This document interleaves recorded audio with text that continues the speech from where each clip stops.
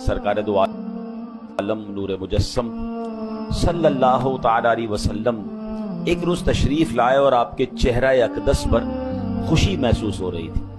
फरमाया मेरे पास जिब्रील अमीन अलैहिस्सलाम तशरीफ लाए, अल्लाह पाक का पैगाम दिया कि ए मोहम्मद मुस्तफ़ा सल्लल्लाहु ताला अलैहि वसल्लम, क्या आप इस बात पर राजी हैं कि आपकी उम्मत में से कोई आप पर दुरूद भेजे तो मैं उस पर 10 रहमतें नाजिल करूं, और आपका उम्मती आप पर सलाम पढ़े तो मैं उस पर 10 बार सलाम पढ़ूं।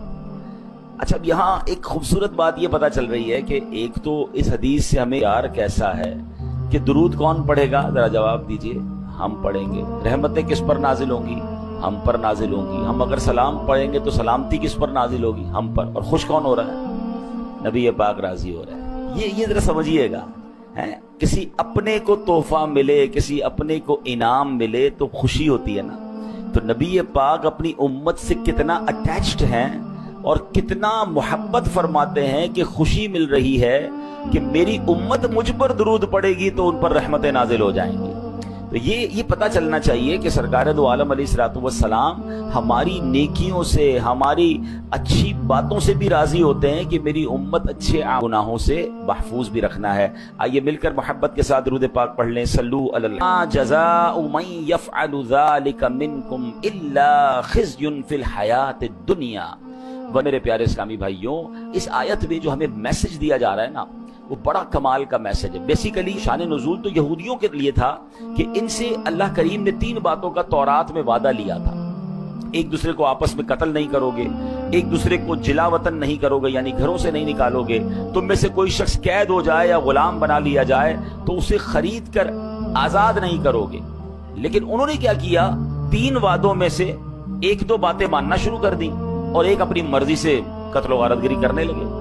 तो अब कुरान मजीद फुरकान हमीद में उनसे क्या कहा गया, अफतुमिनून बिबादिल किताब, तो क्या तुम अल्लाह के बाज़ अहकाम को मानते हो? और फिर क्या फरमाया, वतकफुरून बिबाद, और बाज़ से इनकार करते हो, यानी अपनी मर्जी से एक हुक्म को पिक कर लेते हो, एक को चूज कर लेते हो, बाकी छोड़ देते हो। हैं अब जो ये करता है तो फिर उसके बारे में उसकी सजा क्या बयान फरमाई कुरान ने, फमा जज़ाउ मन यफ़अलु ज़ालिका मिनकुम, यानी क्या जजा जो करे ये तुम में से, फरमाया इल्ला खिज़युन फिल हयातिद दुनिया, मगर रुसवाई दुनिया की जिंदगी में। ये दुनियावी सजा थी। अब मज़ीद फरमाया व यौमल क़यामति युरद्दूना इला अशद्दिल अज़ाब, और क़यामत के दिन उन्हें शदीद तरीन अजाब की तरफ लौटाया जाएगा। यानी जो अपनी मर्जी का हुक्म मान ले, बाकी का इनकार करे, उसे 2 सजाएं मिलेंगी। इस वाक़े में हमें एक और बात सीखने को मिल रही है कि जुल्म भी हराम है और जुल्म पर मदद करना भी हराम है।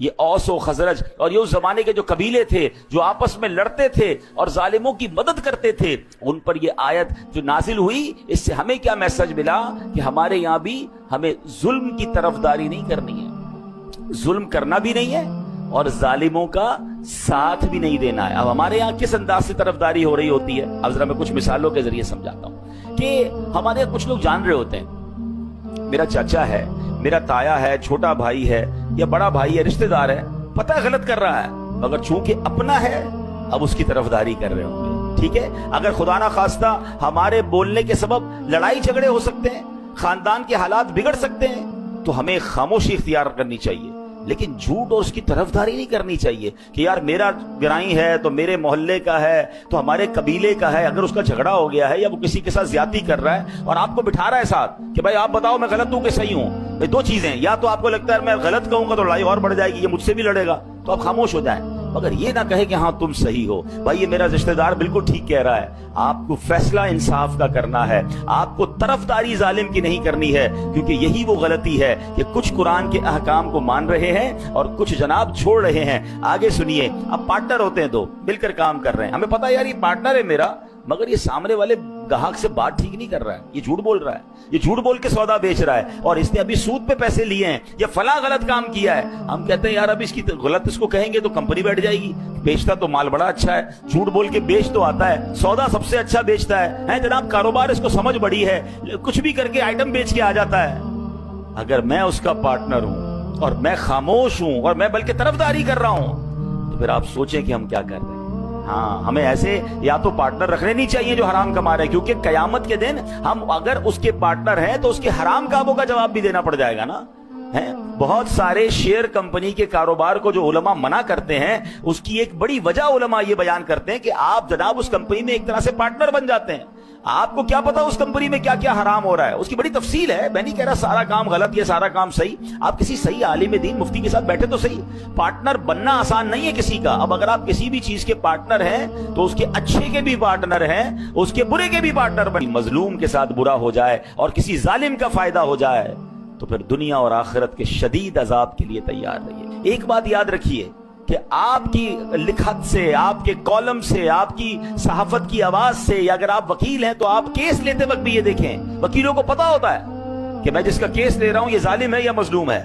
مگر اگر پیسے اچھے ملتے ہیں، اگر نام ہو رہا ہے، اگر شہرت ہو رہی ہے تو کہتے ہیں یار ہمیں تو ہر میں کیا جواب دیں. کبھی بھی ظالم کا ساتھ نہیں دینا ہے، کبھی جھوٹی گواہی نہیں دینی ہے.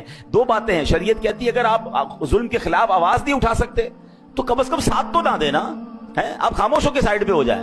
لیکن یہ ہونا ضروری. اور جو ماشاءاللہ کہتے ہیں نا حسینی قافلے کے سپاہی ہوتے ہیں وہ تو ظلم کے خلاف کھڑے ہو جاتے ہیں، پھر کھڑے ہوتے ہیں. نقصان ہوتا ہے تو نقصان سے ڈرتے نہیں. بہرحال میرے پیارے اسلامی بھائیوں، ہم نے یہ بات سمجھنی ہے. اب آج کل ہمارے معاشرے میں ایک اور بڑا فتنہ آیا ہے، اور وہ کیا ہے؟ آدھی جہالت ہے. کیونکہ قرآن نے بڑا پیارا حکم دیا ہے، افتؤمنون ببعض الکتاب وتکفرون ببعض. تو کیا تم اللہ کے بعض احکام کو مانتے ہو اور بعض سے انکار کرتے ہو؟ تو اب ہوا کیا ہے؟ ایک بات یاد رکھیے گا، آدھا جاہل جو ہوتا ہے وہ بہت خطرناک ہوتا ہے. کیونکہ کچھ لوگ قرآن کی ایک دو آیتیں یاد کر کے، ایک دو حدیثیں یاد کر کے اب احکام شریعہ بیان کرنا شروع کر دیتے ہیں کہ یہ ناجائز ہے، یہ جائز ہے. ارے بھائی قرآن میں تو لکھا ہے، ایسا تو کر ہی نہیں سکتے. اب ہمارے بھولے بالے مسلمان، ہم نے بھی پورا قرآن نہیں پڑھا، ہم نے بھی علم دین حاصل نہیں کیا. اب کوئی سوشل میڈیا پر آ کر ایک قرآن کی آیت بتا کر سب کو گمراہ کر رہا ہے کہ جناب قرآن میں تو یہ حکم ہے. حالانکہ اگر قرآن کا حکم بیان کرنا ہے تو پورے قرآن کا مطالعہ کر کے بیان کرنا ہے. قرآن کی کچھ آیتوں میں ناسخ و منسوخ کے احکام ہیں. کچھ آیتیں پہلے نازل ہوئیں، کچھ بعد میں نازل ہوئیں. پہلا حکم ختم ہو گیا. اور جناب بعض اوقات حدیثوں میں بھی اس طرح ہوتا ہے. یہ علماء کا کام ہے کہ وہ تمام حدیثوں کا مطالعہ کر کے یا قرآن کریم کا پورا مطالعہ کر کے پھر ہمیں حکم بتاتے ہیں کہ اب حکم ہمارے لیے کیا ہے، ہم نے شریعت پر عمل کیسے کرنا ہے. عیسیٰ علیہ السلام کہتے ہیں آپ تو بڑے شاندار شخصیت والے ہیں، بڑی شان والے ہیں، آپ تو مردے زندہ کر لیا کرتے ہیں. آپ نے بڑا خوبصورت جملہ فرمایا مردے زندہ کرنا آسان ہے، بے وقوف کو سمجھانا انتہائی مشکل ہے. ہاں، یہ بے وقوف کی جو دوستی ہوتی ہے نا، اور بے وقوف سے اگر کوئی دین سیکھ رہا ہے تو پھر اس کا بیڑا غرق ہی ہونا ہے. تو پہلے یہ چیک کیجئے کہ ہم علم دین کس سے سیکھتے ہیں. ہم جس سے سیکھ رہے ہیں اس نے بھی سیکھا ہے کہ نہیں سیکھا. اور جمعہ 8 دن ہوئے اور جناب بیٹھ کے ہمیں سکھانا شروع کر دیا. یہ باقاعدہ ایک پوری نالج ہے، یہ پوری ایک سائنس ہے. اور قرآن فہمی یہ ہر کسی کا کام نہیں ہے. اب آپ ذرا غور کیجئے یہ بے وقوف کہاں تک پہنچتا ہے جب ایک قرآن کی آیت سے معاملے کو سمجھے. مولا علی شیر خدا کرم اللہ تعالی وجہ الکریم کی شان کا عالم کیا ہے؟ میرے آقا فرماتے میں علم کا شہر ہوں، علی اس کا دروازہ ہے. مولا علی وہ ہیں، نبی پاک کی حدیث میں آتا ہے کہ علی کے چہرے کو دیکھنا عبادت ہے. سبحان اللہ. شیر خدا کے علم دین کا اور قرآن فہمی کا عالم یہ ہے کہ آپ فرماتے اگر میں سورہ فاتحہ کی تفسیر لکھنا شروع کروں تو اتنی کتابیں لکھ دوں کہ 70 اونٹ ان کتابوں کے بوجھ سے دب جائیں. اتنی ایک سورہ فاتحہ کی تفسیر. اب آپ سوچیں کہ مولا علی کے قرآن فہمی کا عالم کیا ہوگا. مگر آپ کے دور میں ایک فرقہ نکلا جس کا نام تھا خارجی فرقہ. اس نے پتہ ہے مولا علی پر کفر کا فتویٰ لگا دیا. آپ غور کریں کہ جس کی شان اتنی نرالی ہے ان بدبختوں نے شیر خدا پر کفر کا فتویٰ لگایا. اب وہ فتویٰ کیا تھا؟ معاملہ کیا ہوا؟ معاملہ یہ ہوا تھا کہ مولا علی شیر خدا اور حضرت امیر معاویہ رضی اللہ تعالیٰ عنہ پر کسی دینی مسئلے پر اختلاف ہو گیا. تو مولا علی ماشاءاللہ بڑی معاملہ فہم شخصیت ہے. آپ نے حکمت عملی مقرر فرمائی اور ایک حکم یعنی ایک ایسا بندہ مقرر کیا جو دونوں گروہ کی بات سنے اور درمیان میں سلو کروا دے، فیصلہ ڈیسائیڈ کر دے. تو ایسا ہی ہوا اور انہوں نے فیصلہ سنایا اور سلو ہو گئی. اب ایک فرقہ تھا جو جنگ چاہتا تھا. آج بھی کچھ لوگ ایسے ہیں جو چاہتے لڑائی ہونی چاہیے، جھگڑا ہونا چاہیے، معاملہ بگڑنا چاہیے. یہ امن و امان سے مسلمان کیوں رہ رہے ہیں؟ یہ فرقے والا ادھر حملہ کرے تو یہ والا ادھر حملہ کرے. اچھا جناب فرقہ واریت کی لڑائی نہیں ہو رہی تو چلو بھائی خاندانی لڑائی شروع کرو، صوبائی لڑائی شروع کرو. ان کی جنگ میں ان کو فائدہ ہے، پرابلم کریٹ ہوتی ہے تو جناب ان کو مزہ آ رہا ہوتا ہے. تو ایسے لوگوں سے بھی بچنا ہے. تو مولا علی نے بڑی حکمت عملی کا مظاہرہ کیا اور سلو ہو گئی. अब वो जो खारजी फिरका था, उन्होंने क्या कहा, उन्होंने कहा अल्लाह तो कुरान में फरमाता है इनिल हुक्मु इल्ला लिल्लाह, हुक्म तो सिर्फ अल्लाह का है। मौला अली ने बंदे को सालिस बना दिया, उसके जरिए फैसला करवा दिया, ये तो कुफर हो गया। अब देखें, एक कुरान की आयत, उसका एक जुज, उससे अपनी अकल से फैसला किया और जनाब शोर मचाना शुरू कर दिया। अल्लाह अकबर, मेरे शेर खुदा मौला अली का तदब्बुर देखें, आपकी जनाब सब्र का मकाम देखें। आप तो इस कदर अजीम हस्ती है कि आप हुक्म फरमाते ना जाने क्या हो जाता। आपने फिर सुलूह की तरफ बात आगे बढ़ाई। आपने जो तर्जमानुल कुरान है अब्दुल्लाह इब्ने अब्बास रदी अल्लाह तआला अन्हु, कमाल का कुरान का इल्म था, उनको भेजा कि जाके जरा उनको समझाएं। हजरत अब्दुल्लाह इब्ने अब्बास उनके पास गए, कहा बताइए क्या मसला है। वो कहते मसला ये, अल्लाह के सिवा तो कोई हकम बन नहीं सकता, कोई फैसला कर नहीं सकता, ये मौला अली ने इंसान को ये हुक्म कैसे दे दिया, तो जनाब माद अल्लाह ये कुफर हो गया। अल्लाह अकबर। अब सुनिएगा हजरत अब्दुल्लाह इब्ने अब्बास का जवाब भी, और आजकल के दौर में ये जो आधी जहालत फैलाने वाले हैं उनको भी आपने जो है वो समझना है। उन्होंने कहा क्या तुमने सूरह माइदा की आयत नंबर 95 की तिलावत नहीं की है? अगर हालत एहराम में, अल्लाह क्या फरमाता है, अगर कोई हालत एहराम में किसी जानवर को मार दे, मसलन किसी ने खरगोश को मार दिया, अब हुक्म यह है कि उस जानवर की कीमत सदका करे। जिस कीमत का जानवर उसने मारा है एहराम की हालत में, उसकी कीमत को सदका करे। अब सवाल यह कि पता कैसे चले कि जनाब ये कीमत कितनी थी जानवर की, या खरगोश मार दिया या कोई भी जानवर, उसकी कीमत क्या थी।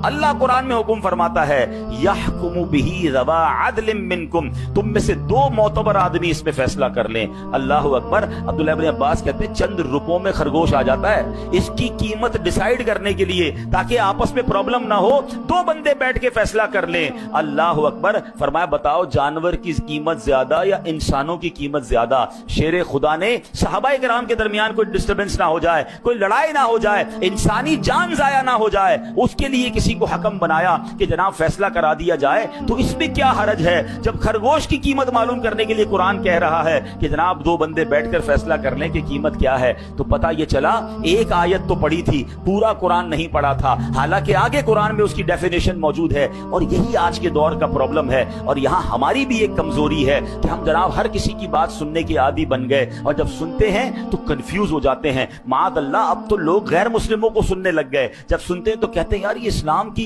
जो हक्कानियत है उसमें कुछ कंफ्यूजन है। हमें आगे लोग सवाल कर रहे होते हैं अल्लाह तबारक व तआला एक है, इसकी दलील क्या है। अच्छा अल्लाह है, इसकी दलाइल बताइए। अल्लाह अकबर। क्या आज हमारे दीन और ईमान में इतनी कमजोरी आ गई कि जब जिसकी जो मर्जी हो कोई एक बात कर दे और हम कंफ्यूज हो जाएं, फिर अपने अकायद पर, अपने मामूलात अहले सुन्नत पर हम कंफ्यूज क्यों होते हैं? क्योंकि हमारे पास भी इल्म नहीं है, शैतान को मौका मिलता है, वो हमें डिस्टर्ब करता है। तो खुदारा सबसे पहले ये जहन बना लीजिए कि हमने दीन किससे सुनना है, दीन किससे सीखना है। बड़े समझदार लोग बैठे हैं। मैं अगर आपसे सवाल करूं कि जनाब आपने अपना घर बनाना है तो घर किससे बनाएंगे, तो आप कहेंगे बिल्डर से बनाएंगे। तो मैं कहूं यार आपने कपड़े बड़े अच्छे पहने, लगता है दर्जी भी बड़ा अच्छा है, इसी से घर भी बना लीजिए, कपड़े बड़े अच्छे सीता है, आपका घर भी अच्छा बना देगा।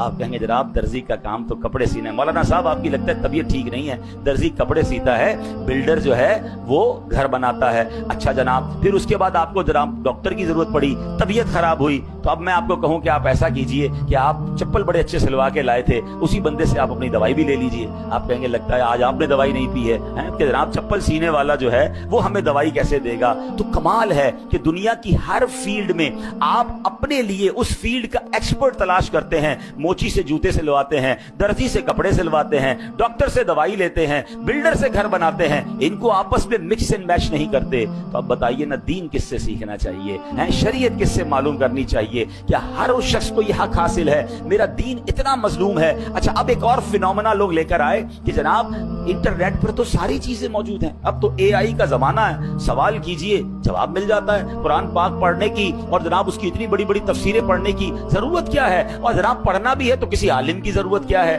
किसी मुफ्ती की जरूरत क्या है, किसी एक्सपर्ट की जरूरत क्या है? कुरान मौजूद है, तफसीरें मौजूद हैं, हम खुद ही मसला निकाल लेंगे, हमें उलमा की हाजत नहीं है। चलिए थोड़ी देर के लिए आपकी बात मान लेते हैं कि जनाब किताब से प्रॉपर इल्म मिल जाता है। ٹھیک ہے, کتاب میں سب چیزیں موجود ہیں. چلے اب میں آپ ہی کی بات آپ کی طرف دوبارہ بڑھاتا ہوں. اللہ نہ کرے آپ میں سے کسی کو کوئی پرابلم ہو جائے یا آپ کے گھر میں کسی کا آپریشن ریکوائرڈ ہو, تو جناب آپ بھی کتاب اٹھائیے کہ ٹانگ کا آپریشن کیسے ہوگا. بلکہ اب صرف کتاب نہیں ہے, یوٹیوب پر تو ٹیوٹوریل موجود ہے نا, ویڈیو بھی موجود ہے کہ یہ والا آپریشن کیسے ہوگا. تھوڑا مزید سوال اے آئی سے کر لیجئے کہ کون سا چاقو استعمال کروں, کون سی چھری استعمال کروں, پہلا کٹ کدھر لگاؤں. 2-4 دوست جمع ہو جائیں اور ٹانگ کا آپریشن گھر میں کر لیجئے, 2-4 لاکھ روپے بھی بچ جائیں گے.